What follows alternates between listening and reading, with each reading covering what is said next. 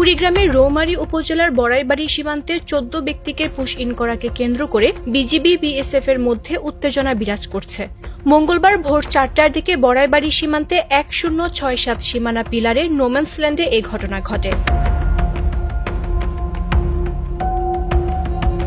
এ ঘটনাকে কেন্দ্র করে সীমান্তে কয়েক রাউন্ড গোলাগুলি হয়েছে বলে জানান স্থানীয়রা। তবে বিজিবি বিষয়টি অস্বীকার করেছে। বর্তমানে পুশ ইন ঠেকাতে এলাকাবাসীর সহায়তায় বড়াইবাড়ি বিজিবি ক্যাম্পের সদস্যরা কঠোর অবস্থানে রয়েছেন বলে জানা গেছে।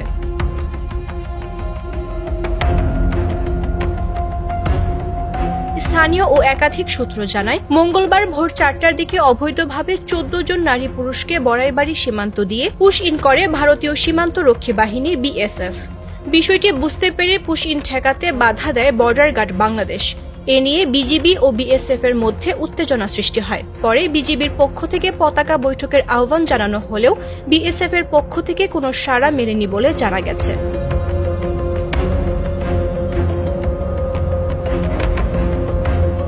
সীমান্তের নোম্যান্সল্যান্ডে পুশ ইন করা ব্যক্তিরা অবস্থান করছেন বলে জানা গেছে।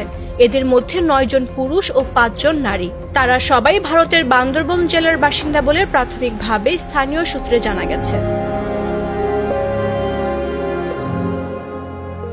তবে জামালপুর ব্যাটালিয়ন ৩৫ বিজিবির সহকারী পরিচালক ভারপ্রাপ্ত অ্যাডজুট্যান্ট শামসুল হক জানান, বিএসএফ অবৈধভাবে পুশ ইনের চেষ্টা করলে আমাদের বিজিবি বাধা দেয়। পুশ ইন করা ব্যক্তিরা কোন দেশের নাগরিক তা জানা যায়নি। তারা ২ দেশের শূন্য রেখায় আছে।